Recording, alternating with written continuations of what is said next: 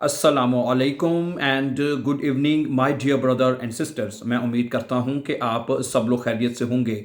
अच्छा दोस्तों, आज हमारा जो टॉपिक है ना, बहुत ही इंटरेस्टिंग टॉपिक है कि अगर आप जर्मनी के बारे में कुछ ऐसी चीज़ें, मतलब कि जो हैरान कुन चीज़ें हैं जो दुनिया में कहीं और नहीं मिलती। बहुत ही इंटरेस्टिंग टॉपिक है। ये आपको पता होनी चाहिए ऐसी कौन सी चीज़ें हैं जो सिर्फ जर्मनी में मौजूद होती हैं या पाई जाती हैं, तो हमें पता तो हो कम अज़ कम। ठीक है, इसके बारे में बात करेंगे आज। ये बहुत इंटरेस्टिंग आर्टिकल मेरी नज़र से गुजरा, मैंने कहा आपके सामने भी रखा जाए। लेकिन आज का ये टॉपिक शुरू करने से पहले मैं सबसे पहले उन तमाम बहन भाइयों को वेलकम करना चाहता हूं जो जर्मन लैंग्वेज सीखना चाहते हैं। जैसे कि आप सीखना चाहते हैं आइंस, आसवाई, बे आइंस और बेसवाई, और सबसे बड़ी बात ग्रामर के साथ। ठीक है, और ग्रामर कितनी है? ग्रामर सिर्फ और सिर्फ फॉर जर्मन केसेस, इतनी ग्रामर है। सिर्फ फॉर जर्मन केसेस ग्रामर है डियर ब्रदर सिस्टर। अगर आप ये फॉर जर्मन केसेस कर लेते हैं, और मैं आपको यकीन दिलाता हूं कि आप B1 का इम्तिहान बड़े आराम से पास कर लेंगे, बहुत आराम से पास कर लेंगे। ठीक है, ओके। और फिर उसके बाद आप बेसवाई भी कर सकते हैं। ठीक है, अब आपको ये जानकर खुशी होगी और होनी चाहिए कि हमारे इसी यूट्यूब चैनल के ऊपर हमने B1 मुकम्मल करने के बाद, ठीक है, ओके, अब हमने बेस वाई की तरफ सफ़र शुरू कर दिया है। बेस वाई की क्लासेस शुरू हो चुकी हैं। ठीक है, उस प्लेलिस्ट का नाम है, अगर आप प्लेलिस्ट में चले जाएं, वहाँ पे 100 डेज के नाम से 100 डेज वहाँ पे लिखा होगा। उसके नाम से एक प्लेलिस्ट है जो ठीक है, प्लेलिस्ट का नाम ये है।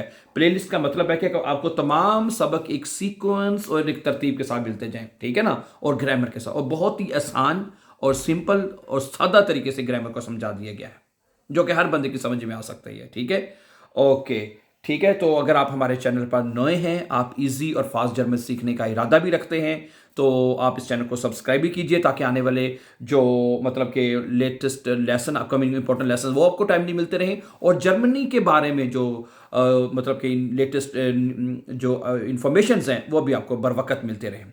चलिए, अब हम जाते हैं, बढ़ते हैं उस टॉपिक की तरफ जिसमें हमने देखना है कि जर्मनी में ऐसी वो कौन सी हैरान कौन चीज़ है। सबसे पहली बात वो कहता है कि जर्मनी में आउटोबान, ये जो आउटोबान है ना, मेरी आउटोबान का मतलब होता है मोटरवे।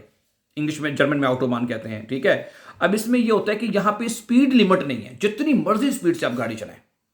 समझा रही बात? लेकिन इसका नुकसान भी होता है, अक्सर हादसा भी हो जाते हैं। जारी बात है, देखिए, एक जो आइडियल स्पीड है ना, वो मेरे ख्याल से 120 है, जो कि आइडियल स्पीड समझी जाती है। ठीक है, ओके।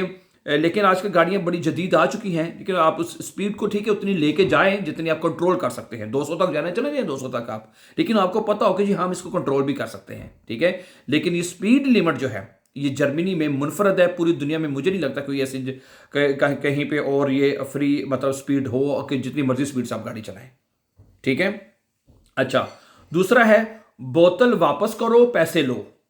इसमें भी बड़ा, जैसे कि मेरे सामने ये बोतल है, ये बोतल आपको नजर आ रही है। ठीक है ना, अब ये बोतल के अंदर पानी है। ठीक है, जब पानी खत्म हो जाएगा तो बोतल तो मतलब कि ज़ाया है। अब इसका ये है कि ये बोतल जब आप जाके वापस करेंगे, ठीक है, इन्होंने बड़ी बड़ी मार्केटों में बॉक्स, आपको वेट भी नहीं करना पड़ता, जाके फिर बोतल डालनी, पैसे साथ ही मिल जाएंगे आपको। ठीक है, और इस एक बोतल के 25 सेंट हैं, 25 सेंट। ठीक है, मतलब ये 4 बोतलें अगर आप वापस करते हैं तो आपका 1 यूरो बन जाता है। 1 यूरो आपका बन जाता है अगर ये 4 बोतलें वापस करते हैं तो। ठीक है, तो जर्मनी में ये सिस्टम भी बड़ा जबरदस्त है कि प्लास्टिक की बोतलें इकट्ठी करो, इसमें हर किस्म की बोतल, शीशे की बोतल के अलावा नॉर्मल बाकी सारी बोतलें इसमें आ जाती हैं। जैसे कोला की बोतलें हैं या गिट्रेंके की बोतलें हैं, जो मतलब सारी बोतलें जब आप वापस करते हैं तो उसको पैसे मिलते हैं जर्मनी में। अच्छा। अच्छा, इतवार को खामोशी जर्मनी में बहुत होती है। ठीक है, इतवार को देखें, एक आराम का दिन समझा जाता है, आराम करते हैं लोग। ठीक है, शोर नहीं करते। अगर करेंगे तो पुलिस को वो बुला सकते हैं और आपके खिलाफ कार्रवाई हो सकती है, एक्शन लिया जा सकता है आपके खिलाफ। ठीक है, इतवार को तकरीबन सारी दुकानें बंद होती हैं, लोग एक दूसरे से मिलते हैं, और रात को जल्दी इसलिए सो जाते हैं कि अगला जो मंडे है, मोंटाग, वो वर्किंग डे होता है, उन्होंने काम पे जाना होता है। इसलिए ये इतवार को आप भी कोशिश करें कि हमेशा खामोश रहें, शोर ना करें। ठीक है जी। इसके अलावा कहता है कि हज़ारों इकसाम की रोटियां यहाँ पे बनती हैं। जर्मनी में 3,000 से ज़्यादा इकसाम की रोटियां और बेकरी मसनूआत पाई जाती हैं। जर्मन रोटी दुनिया भर में मशहूर हैं। ठीक है, अच्छा, अगली बात बड़ी इंटरेस्टिंग है। कहता है जी, कुत्तों पर टैक्स भी लगता है। अगर आप जर्मनी में कुत्ता रखते हैं तो आपको सालाना डॉग टैक्स अदा करना पड़ सकता है। यह कानून बहुत से लोगों को हैरान भी कर देता है। ठीक है, इसके अलावा ये बात बहुत इंपॉर्टेंट है। दुनिया का मशहूर हाउस बिल्डिंग सिस्टम, आजकल हाउस बिल्डिंग सिस्टम पे बहुत दुनिया वीज़े पे आ रही है।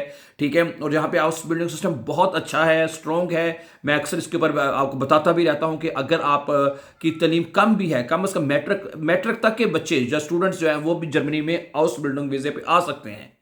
ठीक है, आपने सिर्फ लैंग्वेज सीखनी है।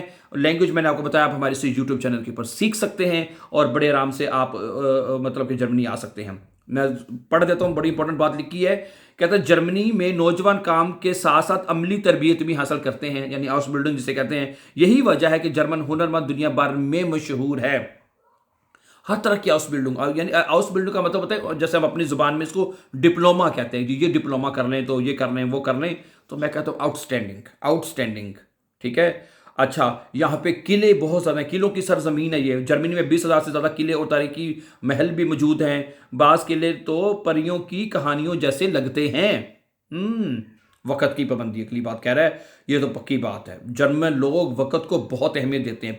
प्यूंक्लिश मैंने नहीं देखा कि जर्मन बंदा कभी लेट हुआ हो। Never ever, never ever. अगर आप सिर्फ चंद मिनट भी लेट हो तो इससे गैर पेशा वराना समझा जाता है कि भाई आपको तो पता ही नहीं है, आपके गैर पेशा वराना है आप तो। सही है। इसके अलावा जर्मनी की दयानतदारी, इसमें भी कोई शक नहीं है। अगर आप अपना बटवा मोबाइल कहीं भूल जाएं, सुने, ठीक है, तो उसके वापस मिलने के इम्कानात दुनिया के कई ममालिक से ज़्यादा होते हैं यहाँ पे। ठीक है, जर्मन मुआशरे में दयानतदारी या कानून की पाबंदी को बहुत अहम समझा जाता है। ठीक है, ओके, क्या ख्याल है?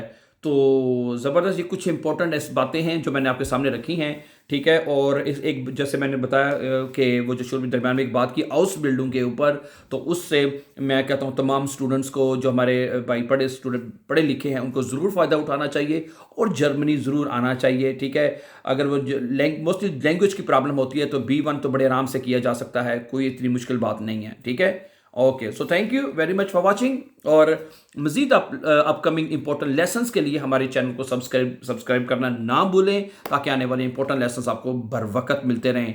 अपना ढेर सा ख्याल रखें और हमेशा खुश रहें और आबाद रहें। अल्लाह हामी व नासिर। अस्सलामु अलैकुम।